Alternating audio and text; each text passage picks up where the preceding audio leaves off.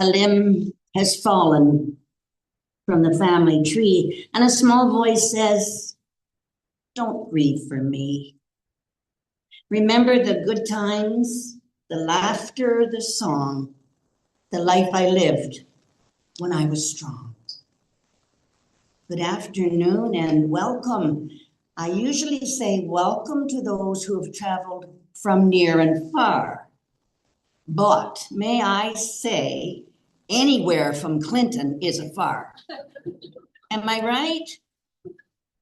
Oh, you guys, I know you're more lively than that. Come on.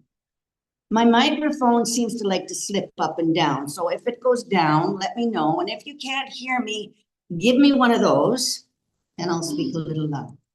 Can everyone hear me? Can everyone hear me at home? Yes. Good. Good. Okay, end of service. Thank you.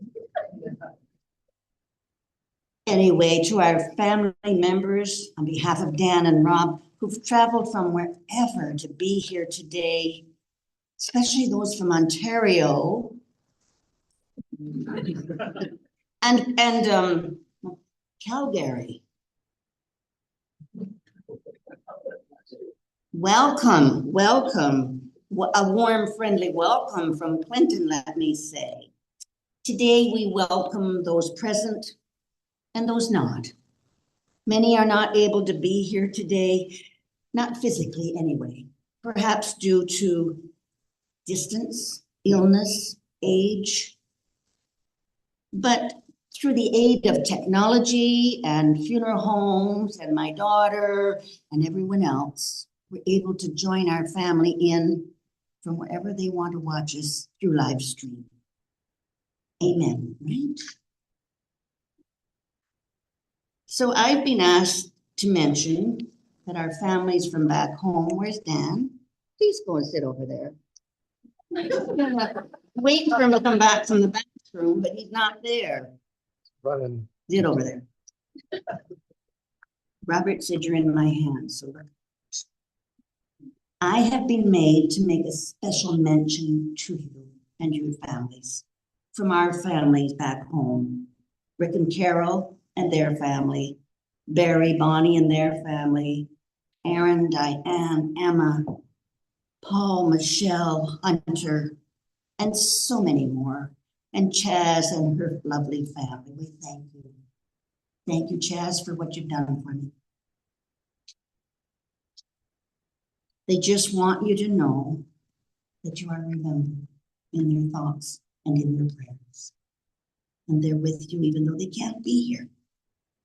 They're with you in your thoughts and your prayers, not just for today, but in all the many days ahead. And I don't need to tell you how much they loved your mom, your sister, their sister, sister-in-law, an aunt. Did you know that an aunt is a very special person? Even when she leaves home, gets married, and has children of her own, she never forgets her nieces and nephews. They are always special in her heart. And even if they don't have children of their own, they love their nieces and nephews. Catherine was a great aunt, too. We warmly welcome those joining us by live stream. And since hearing of Catherine's transition from this world to the next, many have reached out and offered their condolences, perhaps by email or a text message, a phone call. So many various ways people have reached out. And although this is a very overwhelming time for the family, they want you to know, and they want to thank you for your support, but they want you to know that nothing goes unnoticed. And your presence here today means much, and it will mean much for many years to come.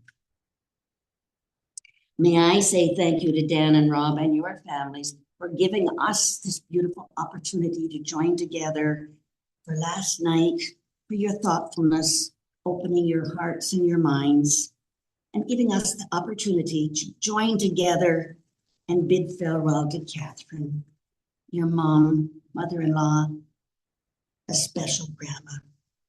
a great grandma, and an absolutely one-of-a-kind cat mom, and a good longtime friend to many.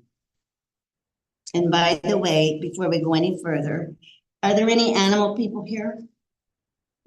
Animal lovers? Only one or two, not on this side at all. Well, anyway, let me tell you. We've heard that Catherine's little dog, Tiff, is doing so well with her new owner. Where are you, Andrea? Andrea. Tiff is with Andrea, and she just loves seeing you. And Peter is now with Tara. Peter was Catherine's smoking buddy. In case any of you guys didn't know, Catherine smoked. Anyway, so Peter is with Tara, and he's happy too. Does Tara smoke? Well, there's my sister over here. Nope. And Dolly and Molly, Catherine's beautiful cats. It was her wish that the cats would go together. And as you know, most people want a cat, they don't want two cats. And it's hard to find a spot for one. Well, Dolly and Molly, her two beautiful cats, made it all the way from Clinton, BC to Bracebridge, Ontario. Do I hear an amen, guys? Come on, that's just two cats. That'll liven you guys up some, I'll tell you right now. Barry and Bonnie. I could probably hear Barry and Bonnie talking to me through the microphone to tell me what the cats did today. And every day we get a video of what the cats have done. Barry and Bonnie are retired grandma and grandpas. Well, I mean, they're retired and they're grandma and grandpas. And they have these new babies in their life, and it has brought so much joy. Thank you, Barry and Bonnie, for all you've done.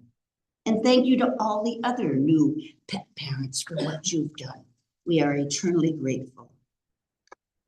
Did you know, my friends, when we gather at a time like this, it gives us the opportunity to laugh, to cry, to mourn the loss of Catherine. At that time, we're offering support to the family members and to each other. So I want you to know that none of us are in this alone, okay? Catherine would be so humbled that everyone was here. Rob and Dan have definitely gone out of their way to ensure this service today was planned, especially the way Catherine would want it to be. So let's sit back and enjoy some uplifting and inspirational stories. Oh boy, do we have stories today of this remarkable, this wonderful, this small, little, powerful woman. Don't hear an amen for that either. Wow. You guys been to a funeral lately? This is a funeral service. We're celebrating Catherine's life. My name, in case you don't know, is Maggie Shields. Hi. Hi, and where are you from, darling? Pardon me? She's from Calgary. Can't say that too loud. Hi, Dawn. Dawn's a wonderful person, too.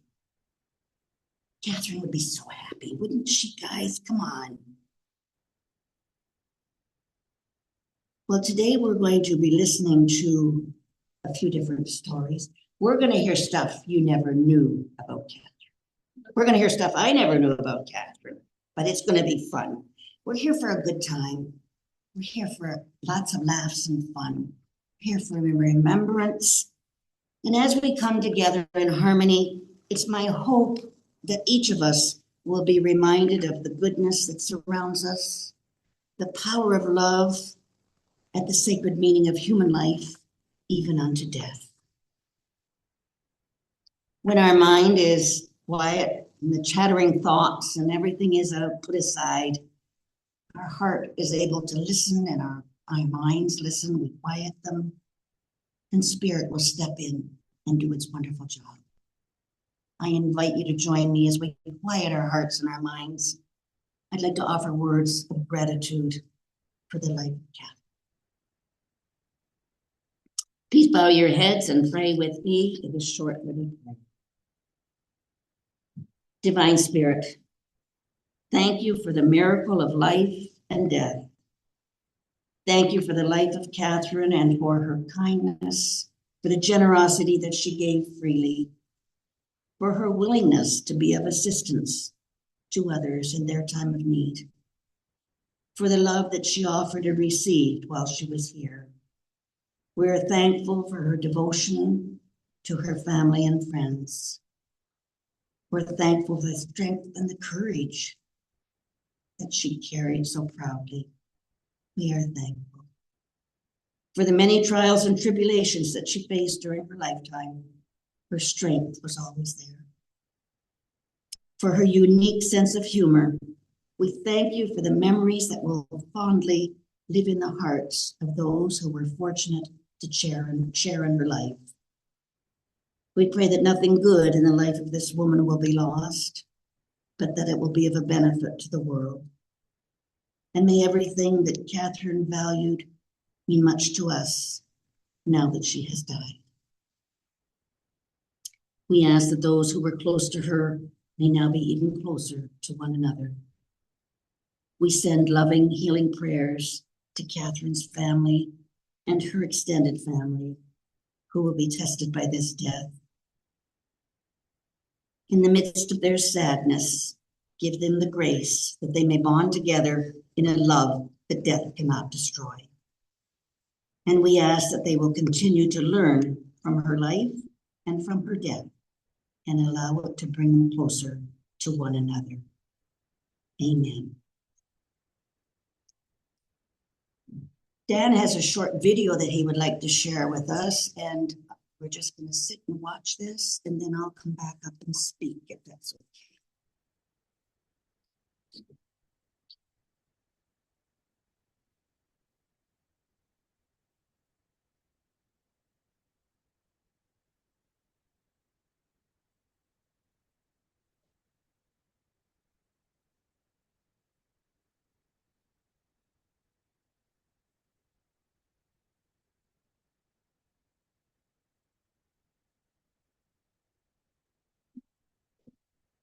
Okay, that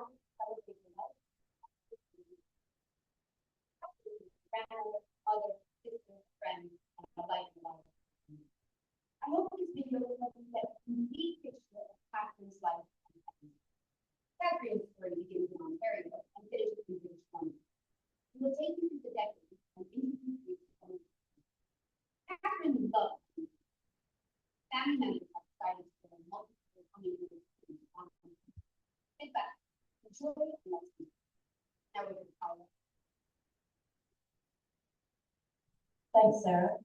Hi, I'm Kyla, and I'm going to cover the beginning of Catherine's life, starting with her parents.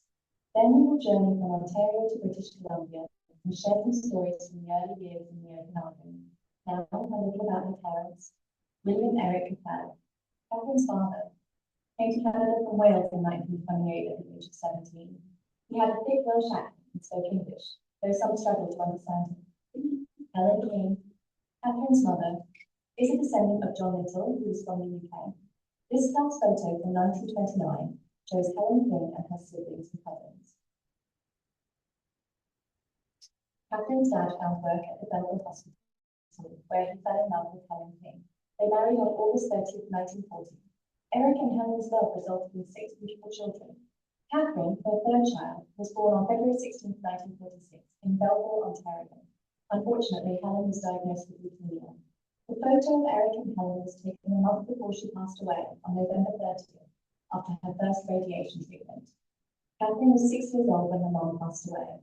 Her dad remarried, and this family photo shows her father, siblings, stepmom, and stepbrother. The death of Catherine's mom deeply affected her. Her father purchased a family plot at Melrose Cemetery in Ontario, where he laid his beloved wife to rest. Tragedy struck again, and on October 31st, 1969, Catherine's father died suddenly of a heart attack. He was laid to rest next to his wife. The sudden loss of her father impacted Catherine, and she kept a copy of his obituary. Catherine will be interned later this year in the family plot at the Melrose Cemetery. Catherine moved to Toronto and got a job at Consumer's Glass. It was at work, like her father, she found love when she met Dan Marcoux. While living in Toronto, Dan and Catherine enjoyed life and spent time with friends and family. Catherine's little sister, Valerie, came to live with them for a short time. On May 7, 1968, Dan and Catherine were married in Toronto. Catherine's first son, Daniel Jr., was born on September 1, 1968 in Toronto. In the late 1960s, Consumers Glass decided to open a new glass manufacturing plant in Lavington, BC. The newly married couple and some friends thought it would be a grand adventure to move across Canada and work in the new Consumers Glass plant. So they packed up their stuff and moved to Vernon. Dan and Catherine were happy in Vernon and decided to have a second child. Robert Marcoux was born on October 29, 1970 in Vernon. Dan and Catherine continued to work at Consumers Glass and raise their two boys. Dan and Catherine enjoyed various activities, such as camping and bowling. Catherine was a good bowler and was crowned Bowler of the Week on several occasions.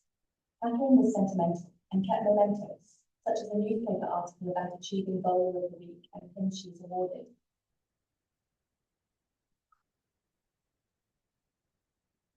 Dan and Catherine enjoyed their life in Vernon and bought a house on 38th Avenue. They became friends with the neighbours, like Jack and Margit Stratter. Jack and Margit had two boys, Michael and Edward, about the same age as Dan Jr. and Robert. The boys became lifelong friends, and 50 years later, two generations of the Stratter family mourn the passing of Catherine. What can I say? Relationships can be difficult at the best of times. Dan and Catherine moved across the country and had no family support to got married. Despite these challenges, they were able to buy a house in Vernon, build a life, go camping, and love their boys. In the summer of 1975, Dan and Catherine decided to go their separate ways. The end of one relationship led to the beginning of a new relationship. The next section will cover expanding the family. Now back over to Sarah. Catherine met Bill Holt in 1976. Bill had two daughters, Rona and Marianne. Bill and Catherine were married on January 17, 1981, and her family continued to grow. Catherine became a grandmother on April 12, 1990, when Daniel's son, Marcus, was born. Rona's daughter, Andrea, was born on December 27, 1991. The third grandbaby arrived on April 24, 1993, when Rona's second daughter, Terralane, was born. When Catherine became a grandmother, she was embraced with a love unlike any other. Their laughter, their hugs, their joy became some of the greatest treasures of her life.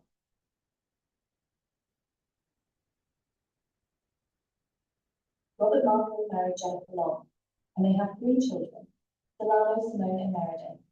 Being a grandmother was one of Catherine's greatest joys. She poured her love into every stitch of the dresses she sewed for her granddaughters, every batch of cookies she baked with care, and every moment spent playing, laughing, and creating memories with her six beloved grandchildren. Through her caring hands and generous heart, she taught them that love is made of small moments, crafted with patience and joy. Her legacy lives on in their laughter, their creativity, and the warmth they carry forward.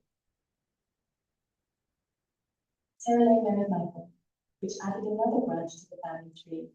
A great-grandbaby blessed Catherine's heart when Max was born on September 15, 2023. In every smile, every tiny hand she held, Catherine saw the beautiful continuation of her family's story and her own enduring legacy of love. Catherine loved animals and had many fur babies over her lifetime. There are too many to mention, but the most recent pets were Tiffy, Molly, Dolly, and Peter. The family is thankful that Andrea adopted Tiffy. Peter went to live with Catherine's friend Tara, and Catherine's brother Barry adopted Molly and Dolly. We hope all of Catherine's fur babies are settling in at their new homes. I am sure they miss her as much as we do. Now back over to Sarah for some final words. I hope you enjoyed this video of Catherine and Henry. On behalf of Marcoux family, thank you for taking the time to honor and remember Catherine and Henry. Your kind words, warm memories, and heartfelt condolences bring us comfort during this time of loss. Catherine's spirit lives on, and every picture, every smile and and every act of love. Thank you for being part of the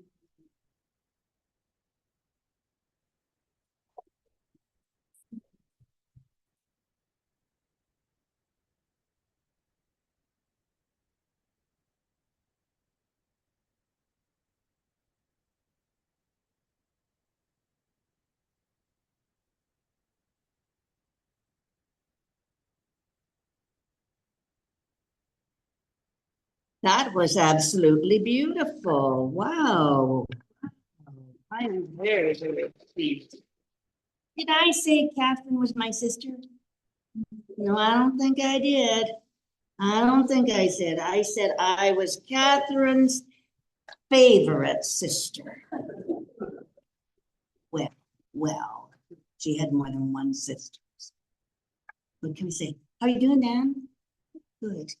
Dan's going to sit down in a minute, but you know what? I just want to share with you folks that when we are having a service such as this and speakers come up to speak, you don't have to sit there quite so stiff. Like you're not in church, guys. Come on. It's okay to laugh. It's okay to clap. It's okay to cry. Just be, okay? So now Catherine's favorite sister, Megan, is going to come up and speak. Megan is the matriarch of our family. And yeah, okay. Before you come up, can I share a little joke with you guys? Yeah. Is it okay? So a husband and wife are sitting quietly having a cup of coffee, and she starts the conversation. And she starts it like this. Something's wrong with the car. It won't start. I think there's water in the carburetor. And he looks at her and said, how would you know? My sweet darling, how do you even know what a carburetor is? And she quickly says, that doesn't matter. I'm sure there's water in the carburetor. And being him, he says, I doubt it. I doubt it very much, but I'll take a look. Where's the car? And she said, it's in the swimming pool. I know Catherine, and I know she would like that type of humor. Come on up, Megan. Please welcome Megan. Another quick little story. I was officiating a service one day, and this gentleman came up to speak as his father had passed away, and he had come up to speak, and he stood at the podium, and it doesn't matter how many times you've gone over the words you're going to say, to stand up here and see everybody sitting and everybody's looking at you. You feel like you're in a fishbowl. He takes a swallow, and he steps back. That's his dad that's in the casket, right? And the room is so quiet. It was so quiet.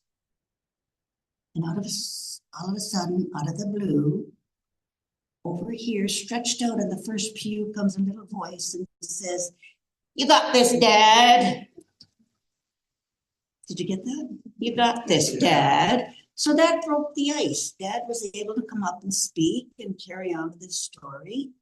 So how about today, if we find our speakers are having one of those moments, we're going to say together, you got this. Do you need me to lead you in that, folks? Welcome, my beautiful sister, Megan.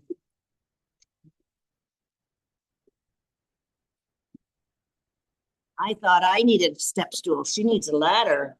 I mean, I need a brother to build me a step.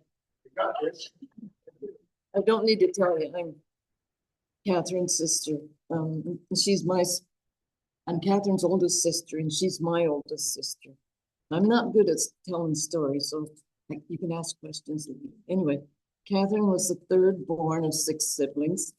There's first me from Prince George, our brother Rick from Ottawa, then Catherine. 3 born after Catherine, our brother Barry in Bracebridge, and Margaret Lynn. That's me. Or Maggie, as she prefers to be called now. And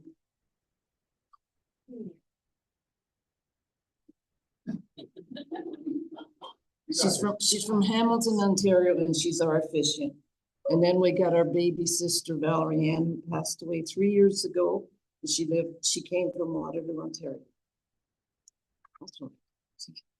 That's Valerie, but Baby Val. Our first years were spent on a farm in southern Ontario, where we spent most of our days outside playing our outdoor adventures of any kind. We made the most of what we had. No hydro till 1949, no inside plumbing, and of course, no television. Two of our favorite pastimes were playing house or playing school, both of which I got to be boss, teacher or the mom. And sometimes they resented me for that, but they went along with it because I was older and maybe bossy, I'm not sure. The point is, we just had lots of fun no matter what we did. There's not a lot of Catherine only stories because we were always together, all six of us. We had this old buggy. It probably came from the farm when we first bought the farm. It just was there. Anyway, Father called it a Democrat buggy. It was from 1870s. We stripped it down, took the canopy off, took everything, stripped it right down to the bare bones. All there was, maybe we had a rock for a tool. We couldn't use Father's tools. So anyway, that's what we did. Oh, we left the wheels and the floorboards, and we left the tongue so we could steer. We spent hours upon hours pushing the buggy all over a 100-acre farm to give the younger ones rides. One day, we got on at the top of the hill at the barn and rode it down to the house, which wasn't smooth going, but someone lost control of the tongue and it ended up jabbing in the ground, and some of us got thrown off. Nobody got hurt. We were all fine. We continued on to get water from the neighbor's spring well to water our garden and anything else we had to do around the farm, like, I don't know, picking turnips or apples or rocks or anything.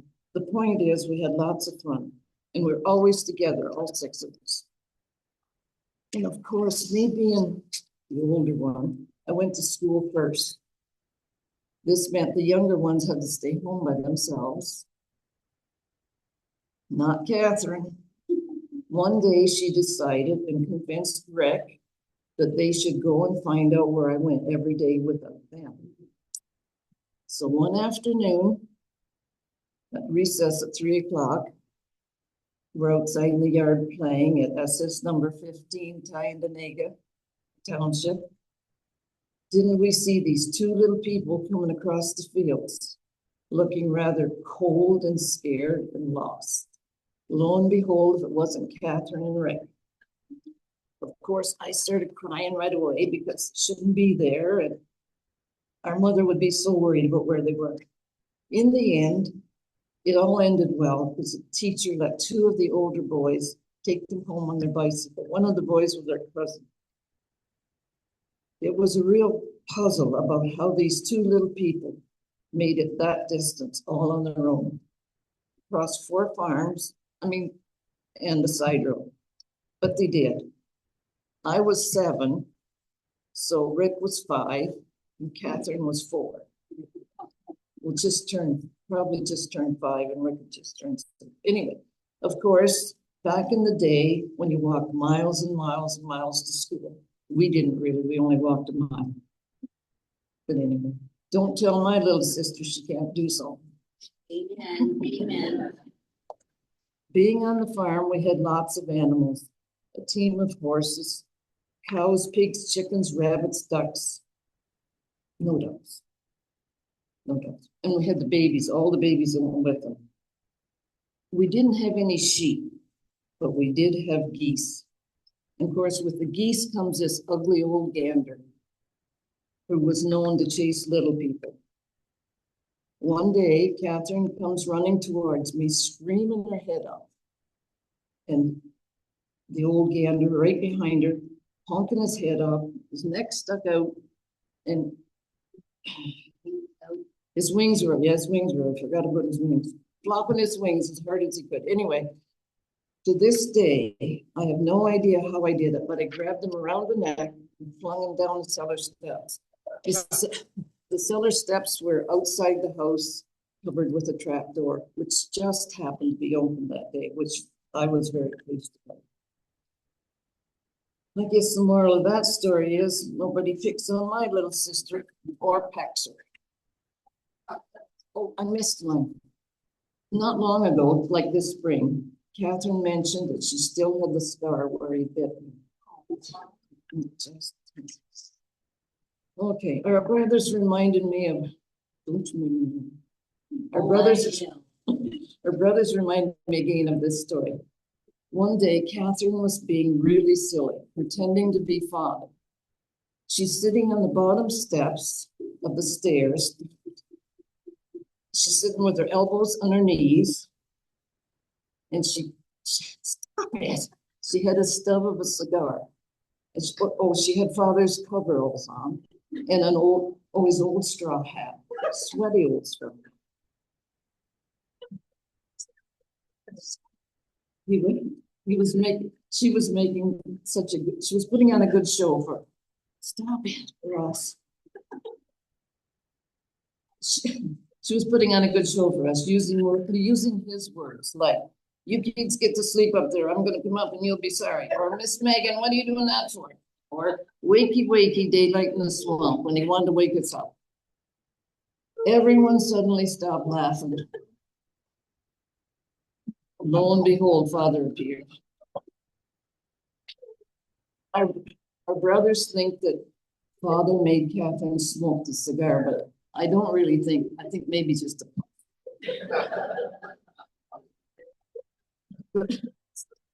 that's one of the events that always comes up when we have our member when stories. Not remember, just member when stories.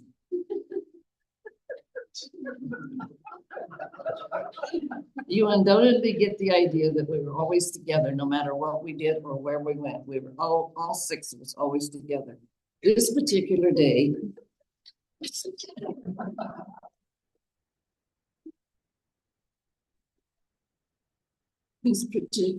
I was extra specially pleased that we had 6 people. It was a fall day, and it was time to bring a small herd of cows home from the farm where they pastured for the summer. I say small herd, it was probably 7 or 8 cows. That's not right. Anyway, but to get the chore done was going to be difficult because we'd never undertaken to do anything like this before. But father said, bring the cows home, so we brought the cows in. Farms in Ontario are not as close together. Like they're a lot smaller than they are here in Quinton. Like we only had 100 acres. Anyway, the laneways were closer together. So each of the siblings would run ahead to the next laneway, stand in the laneway, wave their arms so the cows wouldn't go in, which was fine. We got them home. I'm not really sure that anyone appreciated our efforts. The cows, but I was very proud of how we all worked together and did such a great job getting those cows back home, which was 3 miles back then, but 5 kilometers today, but it was a long way for us. See, this is all before I was probably 12, and so everybody else is under me. That's not really a Catherine story either, but she was part of that day that made it successful.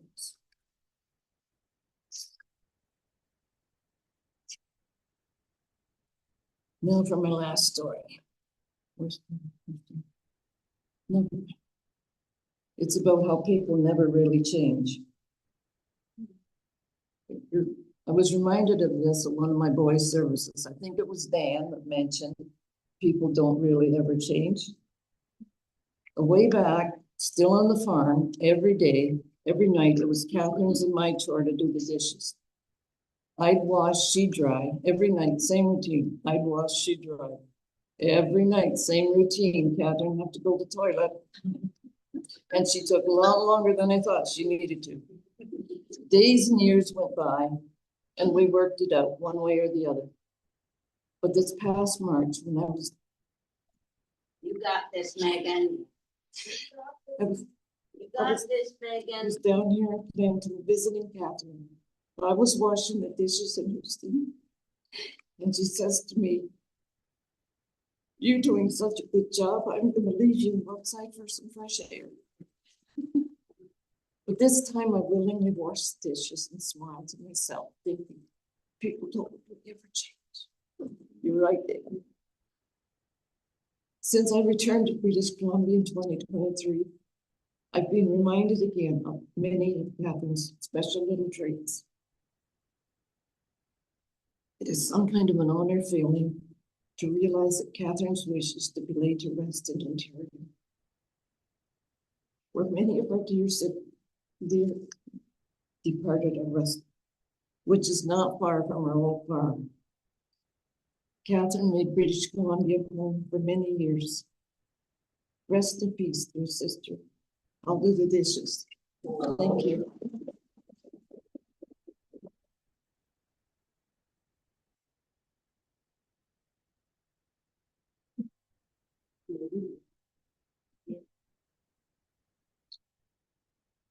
Did I tell you that's my sister? Well done, Megan, my lord, well done. Megan said, I can't do this. I don't think I'll do it. I'll never make it through. And I said, yes, you will. Damn straight you will, girl. Secrets to whisper, moments to share. A sister's love is forever there. Thank you, Megan. Did I say that's my sister? Did I tell you I'm Catherine's sister? I did I? Okay. Who's going to speak now, Dan or Robert? Yep, it's going to come up and speak. Hello, yep. You want me to tell you another joke while he's changing the photo? I got a quick one, okay? So this youngish kind of woman went into McDonald's to have her breakfast. And she sees an elderly couple sitting over in the back booth all by themselves. And the wife is unwrapped breakfast and she's eating it. And he's patiently sitting, watching her take every bite. And he's just waiting. And lady that walked into McDonald's thought, oh, they must be awful poor. I'll go buy another lunch or breakfast, whatever. She went and bought another breakfast and took it over to them and said to the gentleman, why don't you eat this while your wife is eating? And he said, no, that's okay. That's okay. He said, you know, we've been married over 50 years and we made a promise to each other that we would share everything through our life. And the young woman was quite impressed and she thought, this is good. But she said, is it your breakfast you're sharing or why are you not eating? And he said, I'm waiting for the teeth.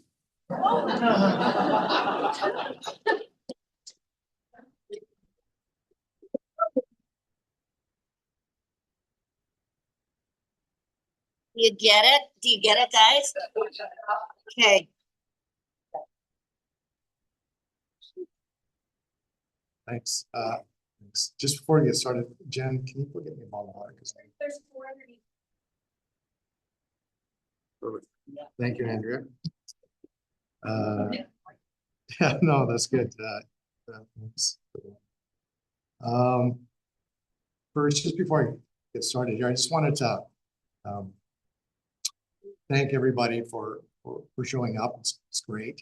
And also, we tried to give us some treat bags, which have some hair color, sort of like my mom in the last little bit of her life liked to have. And also everybody should have got a bag of Hawkins cheesies. So I just want to explain why you got cheesies. And I might get this wrong, so Aunt Megan or Aunt Marg, you tell me if I get it wrong. So I believe that in Belleville is where the Hawkins cheesies are made. And so it's sort of a family treat. And so we gave everybody a little bag of cheesies. And now whatever. I can do this.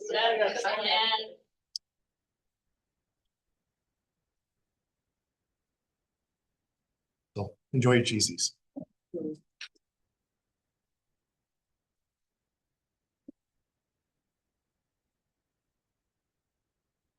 Just in case.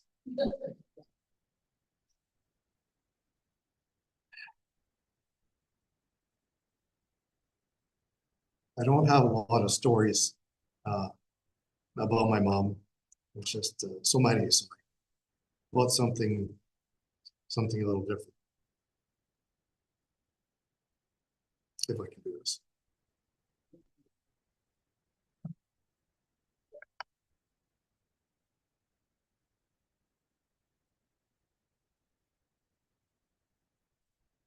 Each time my feet touch the earth, I know my mother is here with me.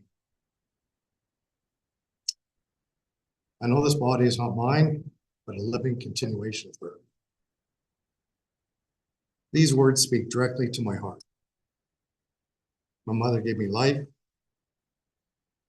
the body, my heart, my lungs, and the blood that flows through my veins.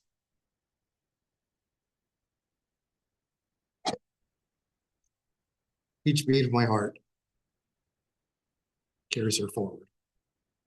Each step I take is a continuation of her. Though she's no longer with us in body, her spirit lives on within me. For that, I am deeply grateful. They say a son's first love is his mother, and that love never fades, and only deepens with time. My mom is Catherine Elizabeth Marcoux. She was born into hardship, losing her mother at a young age. She endured things no child should have to, but she was strong. She was determined. She broke the cycle of pain, and she chose love. She raised my brother and I with gentleness and gave me just 2 spankings, which, to be fair, deserved more, which you'll figure out in a bit. My mom always threatened Rob and I that if we were bad, she'd hit us with a wooden spoon. At our house, she had these 2 large wooden spoons. She had a large fork and a wooden spoon. They were about 3 feet tall. And that's the wooden spoon that she would refer to. And one day, it's going to surprise all of you. One day, Rob got into trouble. And when my mom asked who did it, I told the truth, and it wasn't me. Rob also said it wasn't him. So she sent us to our room and told us to get ready for spanking, which meant take your pants down around your ankles. And well, we didn't quite get that far. I turned to Rob and asked him, why don't you just admit you know you did it? And he looked at me and said, well, if I'm going to get a spanking, you should too. So it was at that time I knew my brother was destined to be a politician or a lawyer. I got mad and I hit him. Mom walked in and saw me hit him, and what do you think got the spanking? It wasn't the future lawyer. Repressed anger much? But that was Mom, fierce, protective.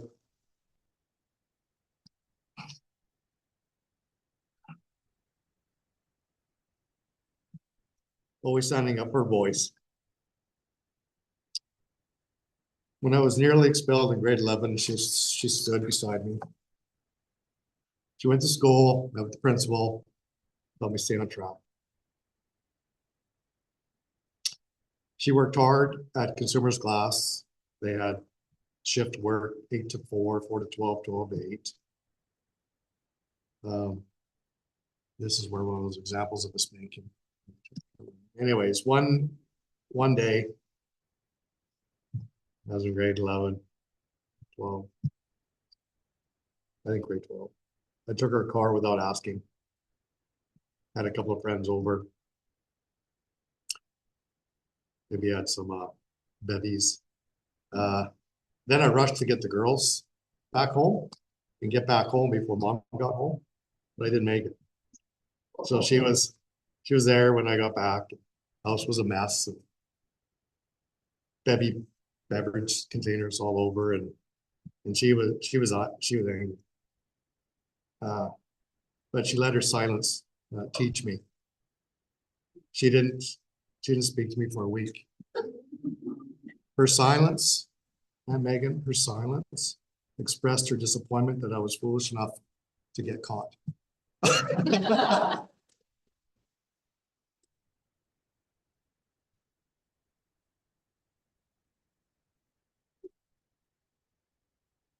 When I was 17, right after high school, I went up to Dease Lake to go falling with Bill.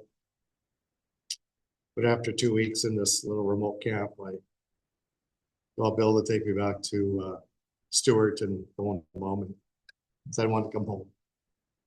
So she'd been working shift work, and then she drove from Lumbee all the way up to New Hazelton, 13 hours one way, just to pick me up. No questions, no judgment, just love. At 19, I was coming home late one night after dropping the girl off, and I fell asleep on the way home between Vernon and Lumbee, and I crashed my car into a power pole. The car kept going and hit a cement fence. Then it kept going, and it hit a tree. So there was some velocity to this crash. So after it stopped, I crawled out of the car and stumbled to a house, and I called her. This is like 12:30. I said, "Mom, I put my car in the ditch." And so when she got there, the car was not in the ditch. It was completely destroyed. There wasn't a spot on that car that wasn't dented. You know what she asked is, "Are you okay?" Took me home, and she stayed up all night while I slept. She had the car towed, and it was sitting in the driveway when I got home. Got up in the morning. There's Mom just doing what moms do. She supported my wildest ideas, like when I backpacked across Europe when I was in 1987, I was 19. So that falling asleep and all that other shenanigans was around the same time. So I didn't make the best life decisions, but she supported my ideas. And or at least she hid her concerns. So there was no internet, there was no cell phones, just collect calls whenever I could. And there's a photo on the slideshow of us the day before I left. And either she believed in me, or like I said, she hid her concern.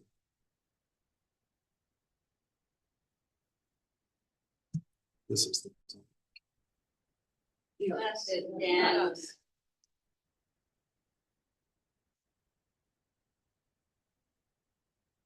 excuse me, so strong. My mom liked my mom didn't drink much, but when she did at Christmas time, she would have a black Russian, which is just vodka and tequila. And so at Christmas, the only time I drink black Russians are at Christmas, but made one for today for Mom to try and get through this. Excellent.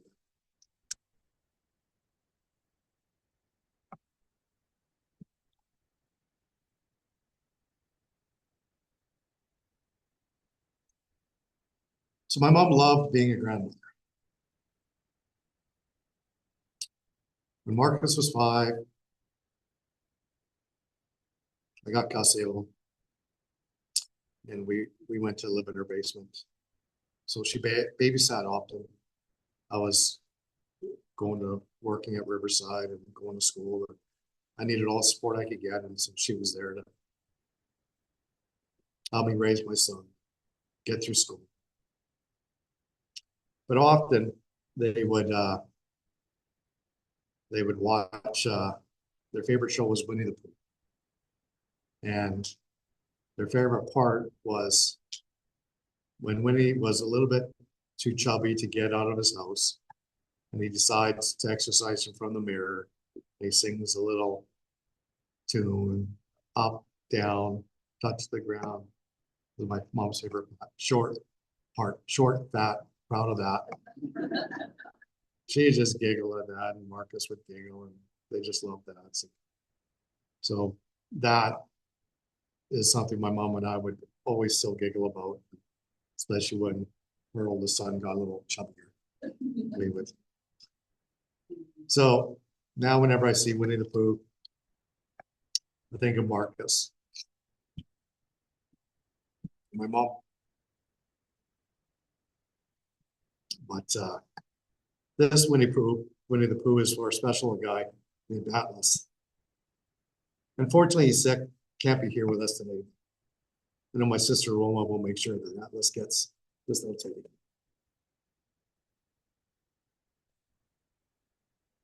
My mom wasn't perfect. She was sassy.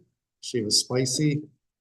She was fiercely independent. As I've learned, she before would travel without guidance to find her older sister. She was independent. But when she loved you, you felt it.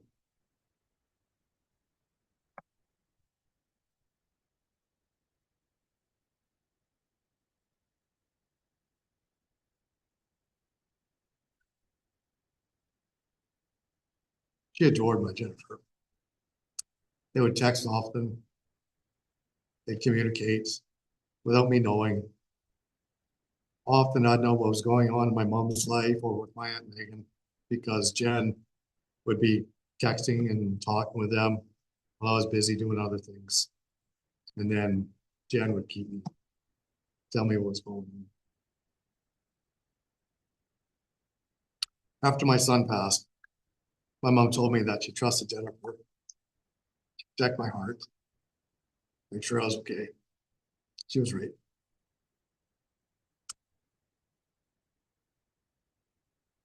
My Jen has been my rock and has endured the burden of helping me through journey of grief once again. That Jen, I thank you and I love you.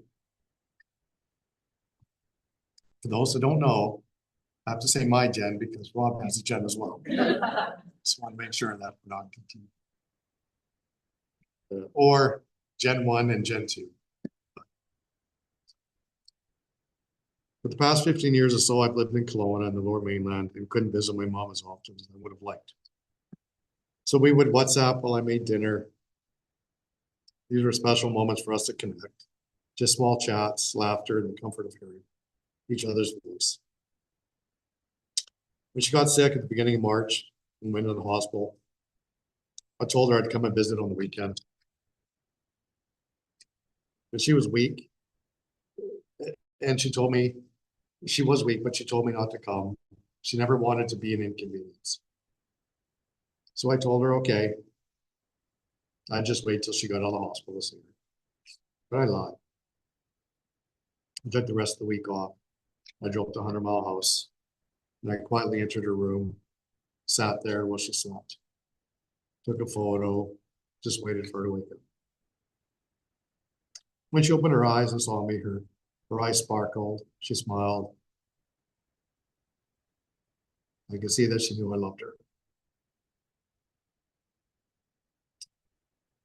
Just like she was there when I was in trouble or needed her, I did my best to reciprocate the love and trust of knowing that there was always one person you can count on to be by your side when life presents challenges.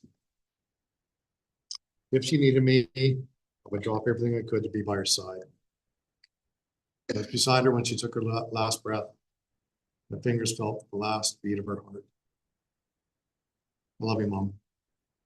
Your life continues with every beat of my heart. I could go on, but I need to share the floor with others. My mother gave me life. She lives on through me, in my heart, in my breath, with every step I take. Rest peacefully. I'll always love you. I'm not.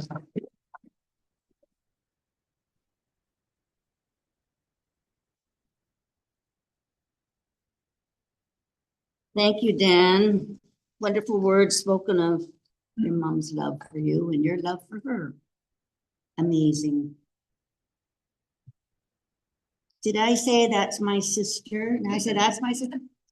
That's me in that picture up there, in case anybody didn't figure out which one was me. Anyway, never mind.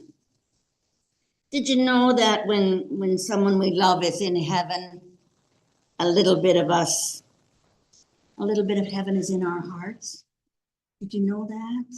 And when our loved ones go and they cross over, nothing changes. Their personality is still the same. I don't think you can smoke, but never mind. Although I did have one fella come and visit me after he was deceased, and he was a smoker. And he said to his wife, "You gave me cigarettes, but you didn't give me any matches." So he wasn't. Never mind, he shouldn't be smoking anyway, right? Robert, are you going to speak next? Yeah. Isn't she great? Have you ever been to funerals by late? I'm here, Maggie. Smudgy glasses. Well, I'm gonna have to go off script because I never prepared stories, and apparently we're telling stories. So I'm gonna have to figure that out. So I just want to make sure everyone knows that. Just to add, because it shows my mom's patience and love. It wasn't actually Dad's car. It was her car.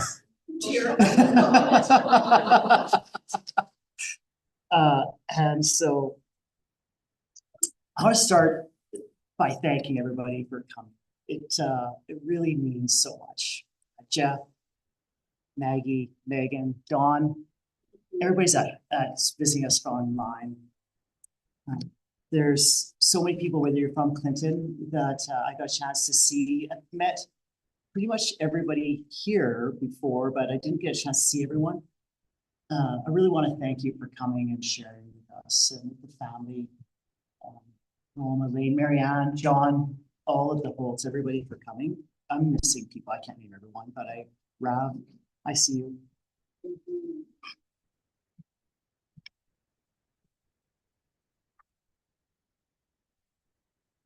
The spanking story Dan didn't tell, and we never talked a little bit about what we're going to say, but the spanking story, that's probably the other one. Again, I'm off script here, but we were at Safeway. We were about 4 years old, maybe 3 years old, and my mom said, "Don't run through the door." They had the doors that open, and we would run through the doors, and they would open. We'd run out, and we'd run in, and we'd run out, and we'd run in. She said, "Stop that! I'm going to give you a bare ass licking right in the parking lot." And we ran, and we did it, and we did it. And she did. We got out there, put the pants down around the ankles, and I'm grabbing this, and I'm grabbing this, and she's spanking us. I never did that again.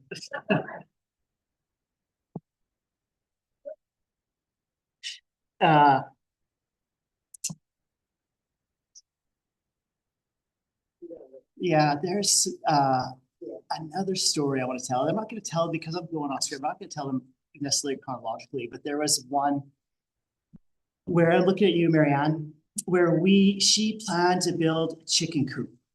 And it's 2006, and she got everybody there. Jen came, Dan came, Marianne, you came, Roma, and we were in Cherryville. We're gonna build this chicken coop. And Dan's very organized, very, as you can tell, very organized, very diligent, everything. And there was nothing organized about this. There was no plan, there was no materials, there was no anything there. And she said, "Well, we're going to build this chicken. Remember this? We're going to build this chicken coop, and it's here." We start building it, and we're measuring it. Lane's got a level out he says, "This level's wrong. I can't." we get this part of the chicken coop ready, and she decides, "Oh no, we're going to move it over here." And we build the chicken coop over there, but we didn't build anything.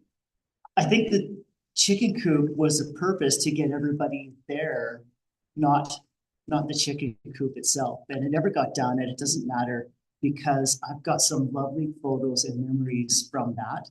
And I think that's what her crafts and projects were. They were intended to be a journey, not a destination. And that was a fantastic, fantastic.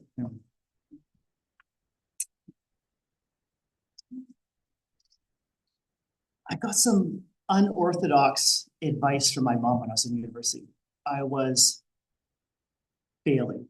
I had a double major in economics and philosophy, and those two degrees are so different. One of them, you sit back and you think and you contemplate, and the other one is, especially at UBC, was economics, very math based. I was in a post-calculus statistics course that I was studying like it was a philosophy course, and it did not go well. I got to my, I was really terrified it was going to. I got to my course, the exam. I looked around, and I saw some people from my class there, but I looked at the paper and I thought it was an exam for somebody else's class because I didn't recognize any of this. So I go back after this exam, and it was pretty clear that I had flamed out on it.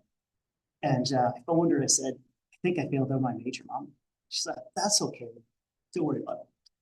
And then I had another, I got that wrong. I phoned her the day before the exam, and she said, "Don't write it. Just come on home. You're gonna fail it anyway, so don't bother writing it." That was a unorthodox advice, but she was right. I failed out of it, and it didn't matter too much. And there's another story.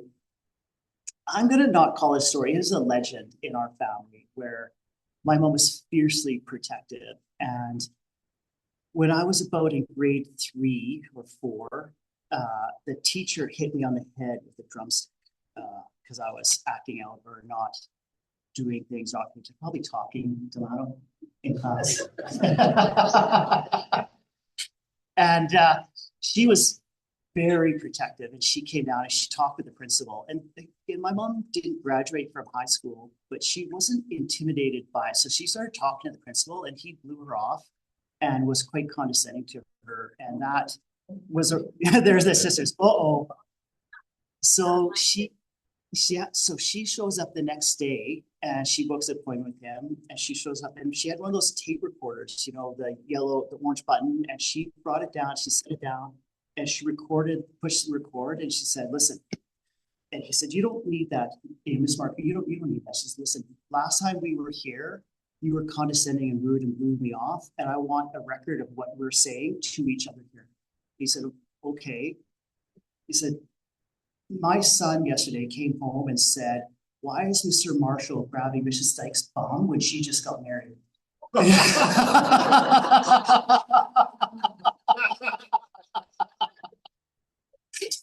It's explained to me why I've got to explain that to him. Yeah. It's a tiger. He had nothing to say. So, and then she took that tape to the superintendent of the school board. She said, "We never heard any problems about him. But we had problems with him about everybody else, but we never had any problems. That's why we moved to Cherry Bomb." So yeah, she was fierce. I moved back to what I had prepared, and when I say prepared, I went for a walk this morning with my dog, and it was sunny and beautiful. I started thinking about what I had prepared, and it isn't what I wanted to say. So I rewrote it. And what I came up with, and it hit me this morning, is life has seasons. There obviously, right? There's, do we lose a mic? Did I turn off? There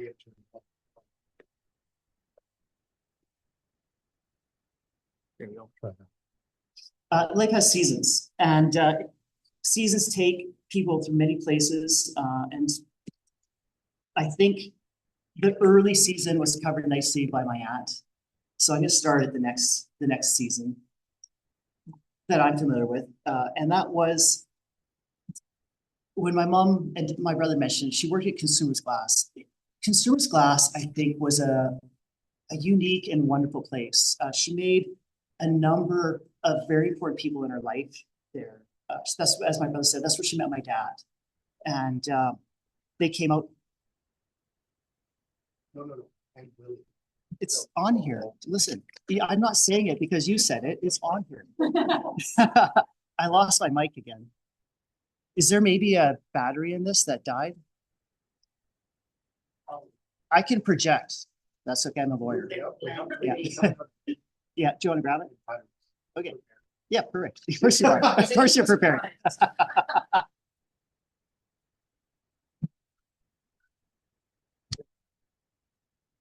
What came back on? That's it. This is work. Hello? Oh, it's there. Yeah, just a moment. So yeah, she met my dad there.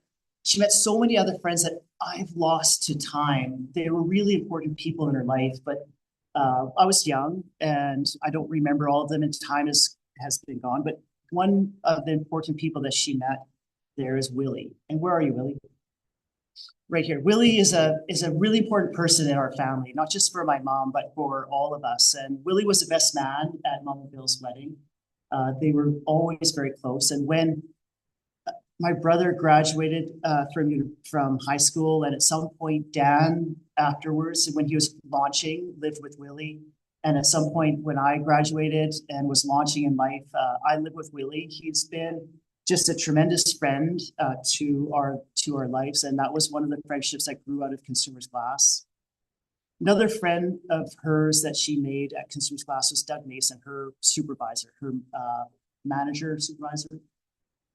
Doug and my mom had a fantastic relationship with our whole family did. And through Doug, we met his mother, Granny Mason. And of course, as you heard,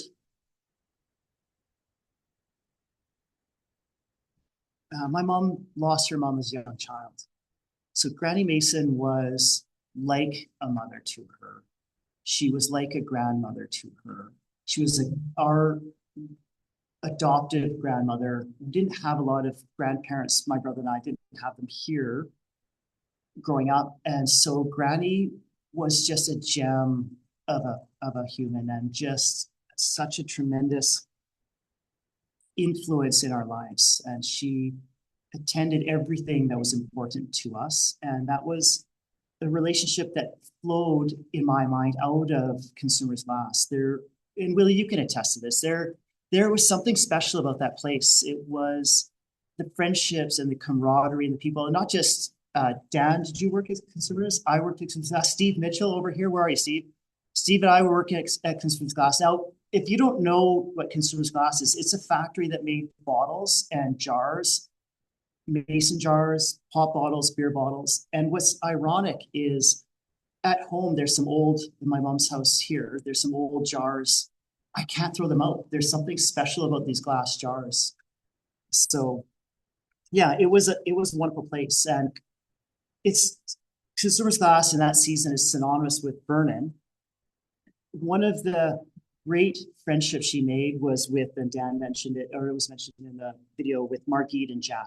Now, Margit and Jack were our kitty corner neighbors. And I think I've thought about their relationship, and I had a chance to write some stories in my mind about what it was that there was a relationship, and Margit confirmed it for me this morning, which is great. So Margit and Jack were a little bit older than my parents.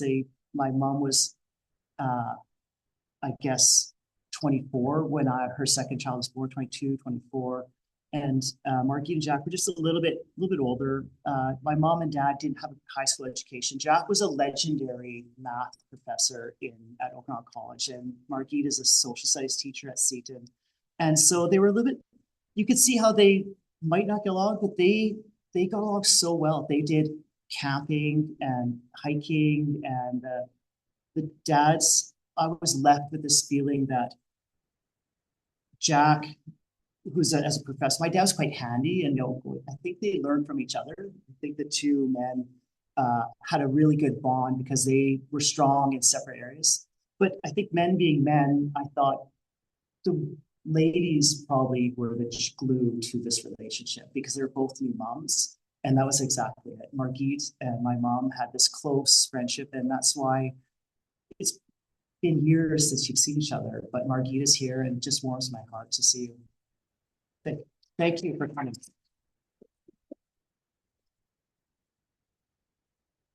So another season in life was Bill, when my mom married Bill and got together, our family grew and it brought to us Roma and Marianne and Terry Lane and Andrea's little girls. And Marcus had cousins, and it was a beautiful time.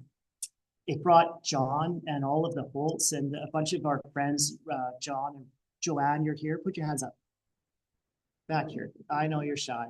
And there's a whole other group in Karina, you're here. And so we had this amazing childhood. Dan and I grew up largely on a farm, and it's, as Aunt Megan was describing their farm without running water and without electricity in the 1940s. Well, we had that too. In the 1980s. Dan used to talk with Rab, who grew up in India, and she said we had no running water. It's like we didn't have running water. And so, but it was this magical childhood that they gave for us, where we had this freedom out on the farm to grow and to explore and to be kids the way you intend kids to be. I think it's probably similar here in Clinton. That's why she was drawn to it. I think there's some beauty in this town that it was similar to what we had when we were growing up. And so over time, and I mentioned John, Joanne, I mentioned, where's Bird and Andrea, that other people that came into our lives through this season. And then over time, Mom and Bill separated in 2017, but they separated really well. They were friends. Bill separated, he moved here in Clinton, and they would help each other, and they spent time, and it was really quite nice. I think if anybody's going to separate, and I don't think anybody cried if they separated,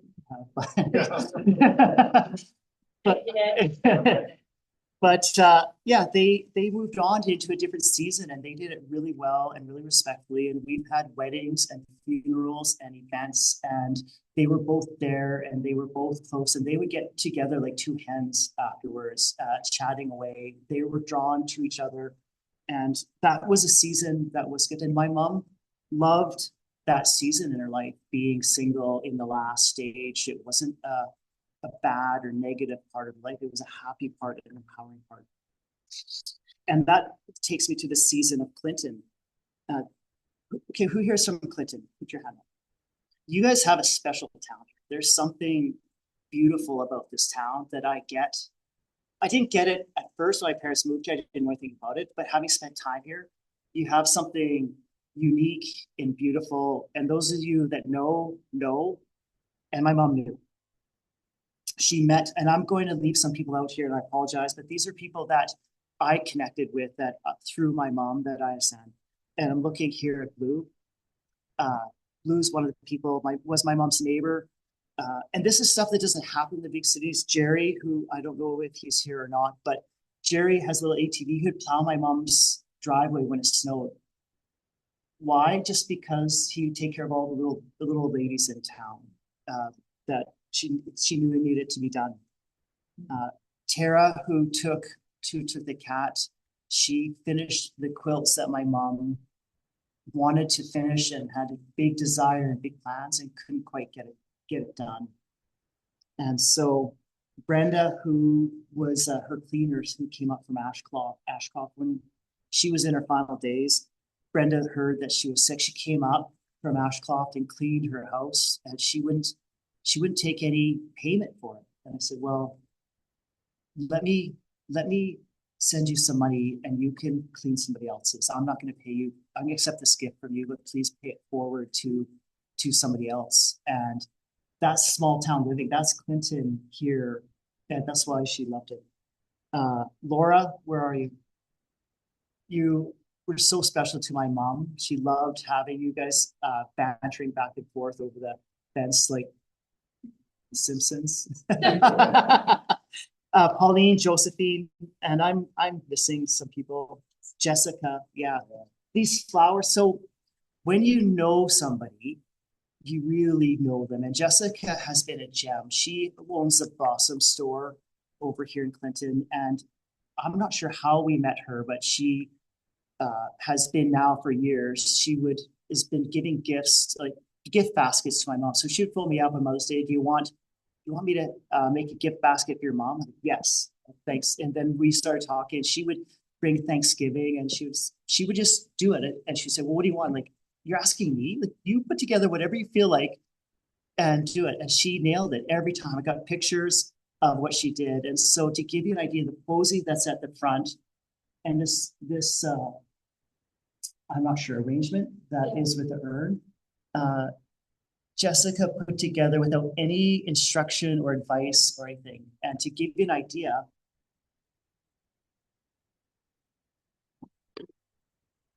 this is a paper tool that my mom did many, many, many years ago. She just got her, and that was a love. That was a love that she was able to express to my mom, and we were able to express my mom even though we were far away. And I'm very grateful for that.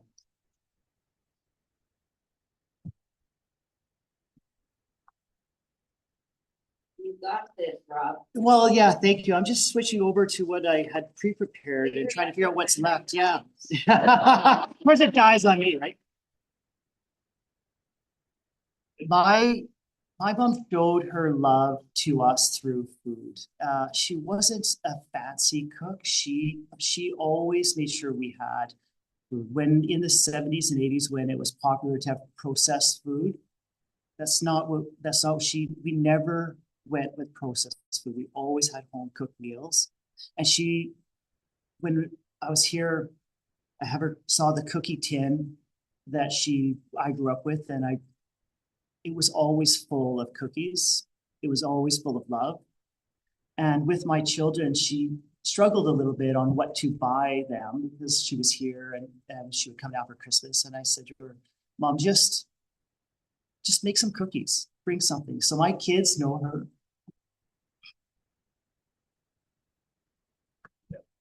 Yeah, thank you. What do you call her?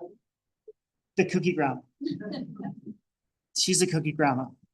So she would always show up with all kinds of cookies every single time she came. And that is a legacy that she's passing on.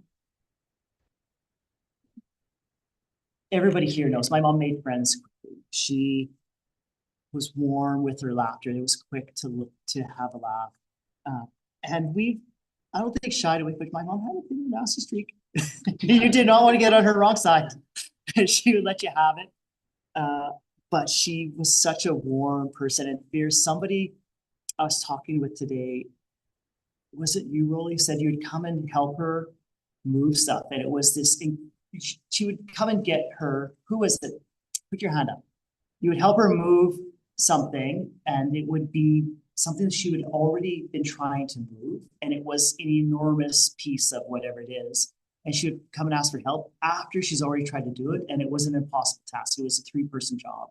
She just got things done, and she was fiercely independent. And I really appreciate her for that, for giving that to us and for being that. I do have a story that I actually prepared at the first time. So one of the legends in our life is when I was 19, my brother was 21. She took us on a road trip, a bus trip to Reno, Nevada. And the youngest people on the bus next to my brother and I were my parents. And with us,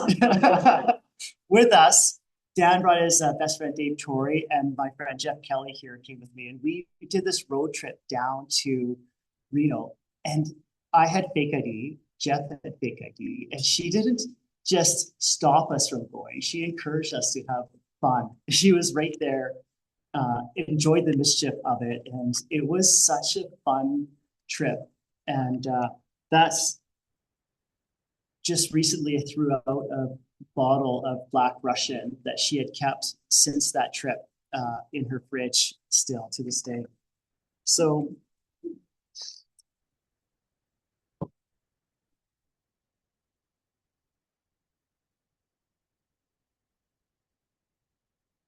as Dan said, our mom wasn't perfect, but she was good and she was true. and she was our mom, and we loved her. Thank you.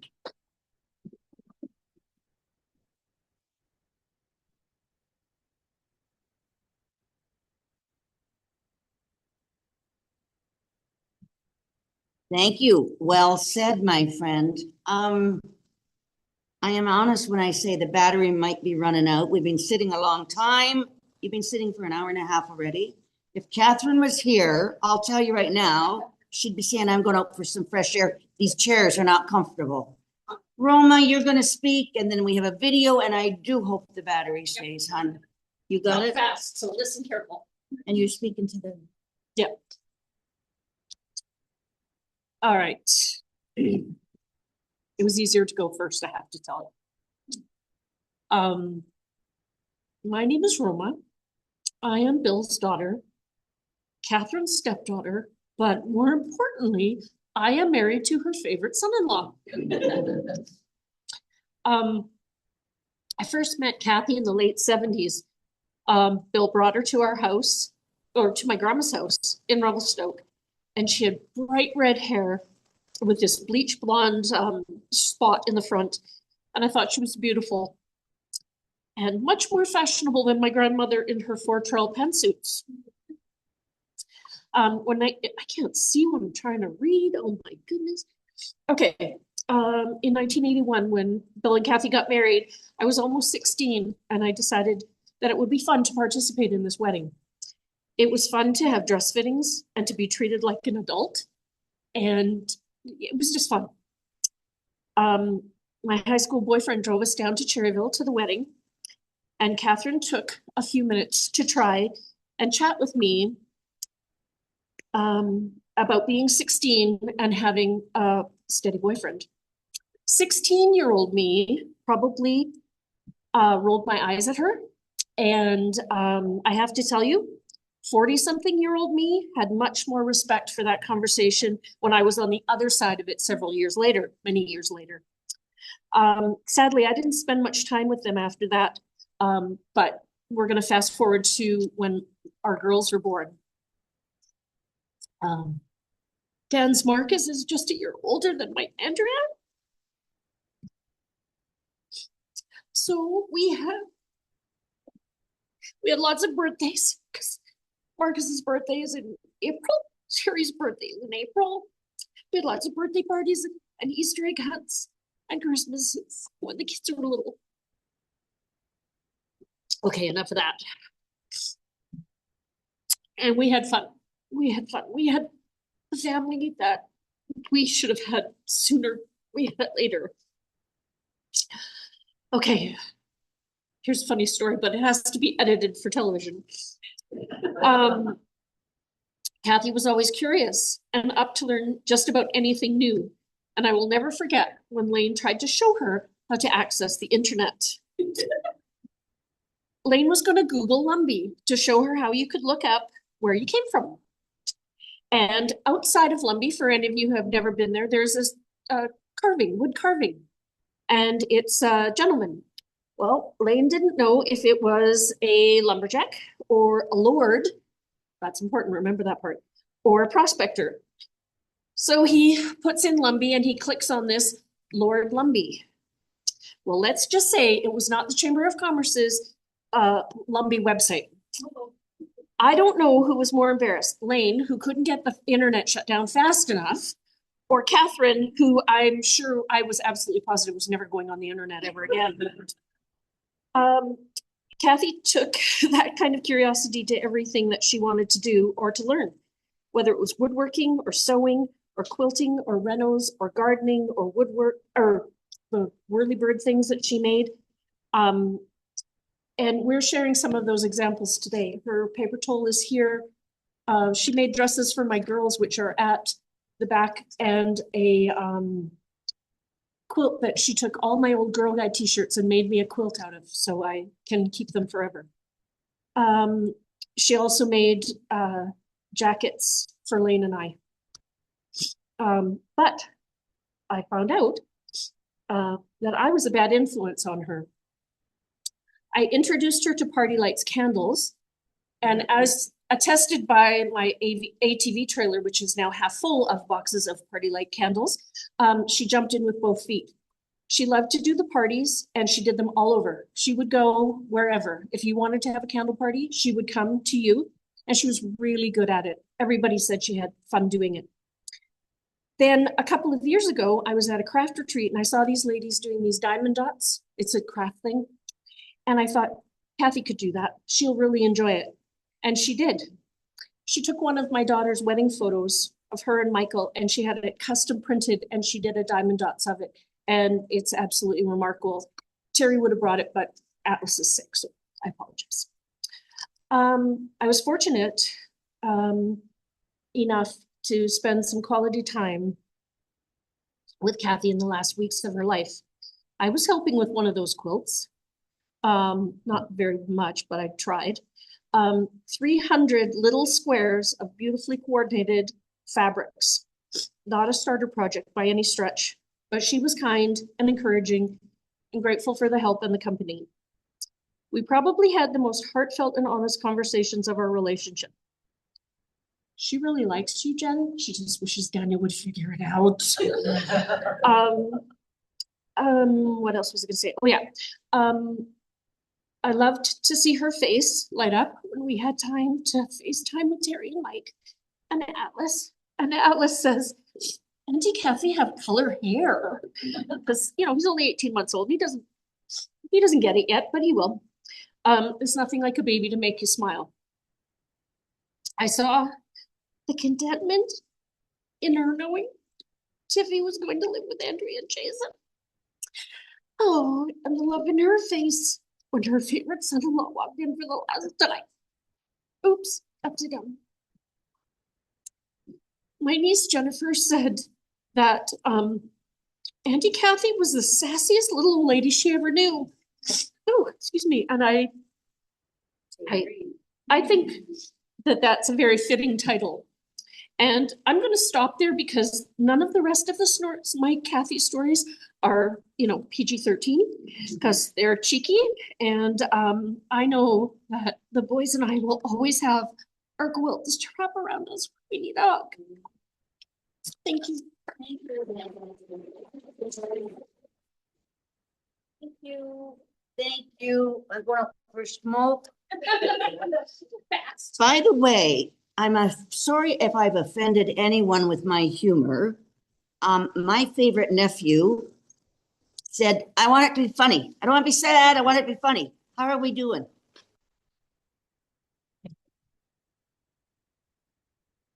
I have a story about this, okay? Maybe you don't know it, but I'll share it. And it's from, this was taken.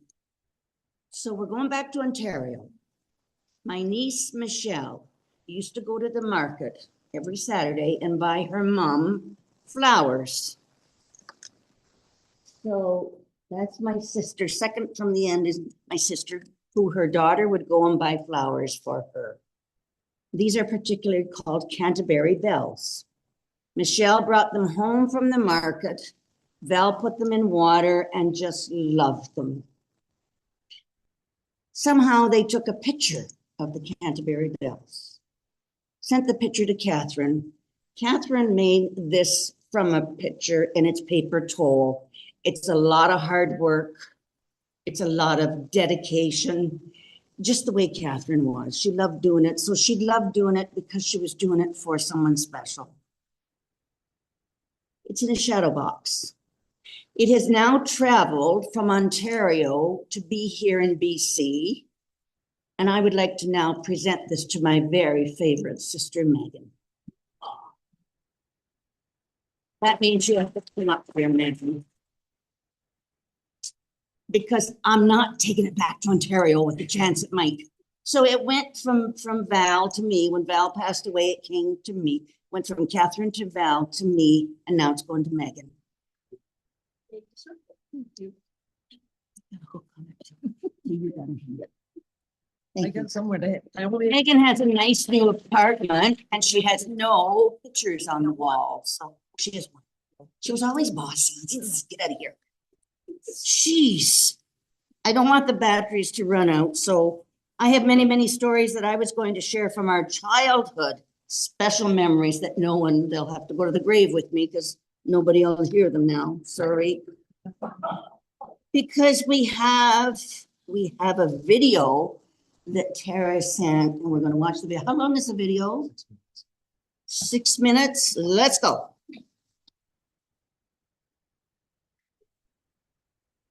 Dan, thank you.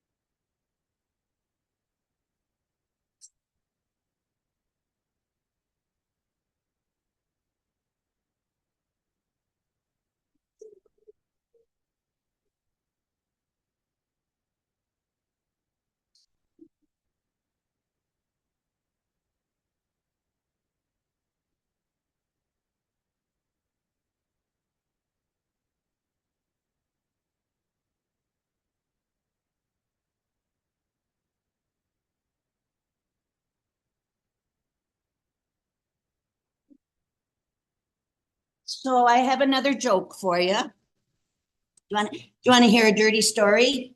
Sure, in the dark, okay. Jack and Jill went up the hill and fell in a pond of mud. Amen.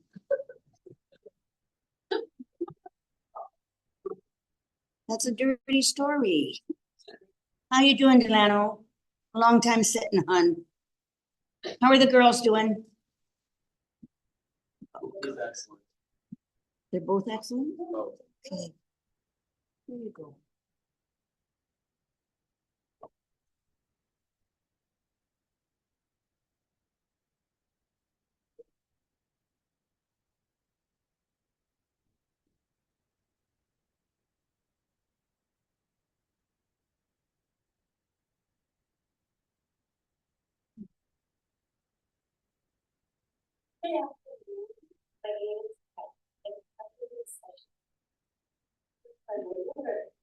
Today we have to celebrate the life of an extraordinary cat. A woman who even in her final life showed us all the meaning of love, determination, and the beauty of finishing what matters. I met Catherine about Edward. We met at the place. She was taking the class, and I went upstairs, running my long-run cultivation. That's the machine that stitching on the whole, kind of sews the back, middle, and top. Every now and then, I'd watch a bird like a thing. So when I had a break, I came down and said hello. She told me with a little complaint that she had a lot of things she finished that were just sitting there and she did that.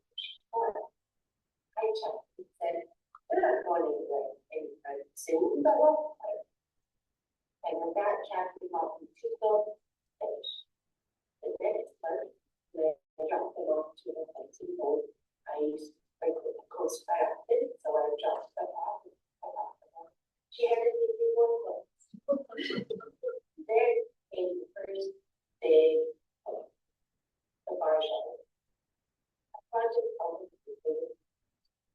I asked her when I returned it, have you put the perfect on all this book yet? That's the outside trim. Oh, they were all figured out. Okay. I said, how are you going to wrestle this huge big film? She was really tiny after all. She smiled at me and with that sweet sheepish way and said, okay. She hold on to me. Over time, every time I passed through the lake, I'd stop and listen and sit and chat. And it didn't take long after we came to it. Then in January, after wanting to make another big pause. Mr. Bargello again. I picked up the bag for her while I was on the post, like dropped it up. We would text back and forth with Mr. Bargello with the project, our inside book. She had everything cut apart and to get all those pieces together. In March, she messaged me, "Hey, Kara, how's everything? You're in my call." It's been about 2 months since we spoke. I told her all was good. A few days later, she texted me again. This time to be that. I have 2 weeks to 2 months to live. I texted back exactly what was in my Bible. Back after that. She agreed. And then, with your steady spirit, she asked, "Did you finish Mr. Bargello for me?" Absolutely, I said. Now, I did. I never finished Bargello book, but I said I would try. I lived that house for a moment, and they didn't thank you all so much. We figured it out. She had all the pieces cut out. She didn't offer to herself. She kind of knew, trying to figure it out. That what she wanted to do about it. I think she was confident that things like that. She had more faith. I'm so grateful you got to spend those precious time with David. After the third, helping to finish the matter so much time. They looks like they're finished, just like Kathy wanted. They are her final gifts to a loving boy. After the following 2 big books, stitched with her love, the Beverly, and her hope that they'll always feel for you. Because a quilt, especially one like this, is more than just that, it's like, it's a lifetime of something together. The mother's are wrapped around each other, even when she's not doing it. It's a silent, steady love that will bear apart. I would say, no, only quilt is more than just that. It's a gift of love. It's just every one in care. But at the time came, I was honored to adopt the past year. Today, Peter is loving life from my 11 tasting life, exploring, playing, and hanging out with my 5 cat. Little place of practice very effectively. And through these quotes, through the laughter we share, we hear those in the fields. And Catherine's love, her spirit anchor the beautiful heart and mind. Robert and Kevin, may they bring comfort, warmth, and a reminder that she is always with you, now and always. Rest in peace, Catherine. Chocolate. Amen. You can. I told you I was going to come to you.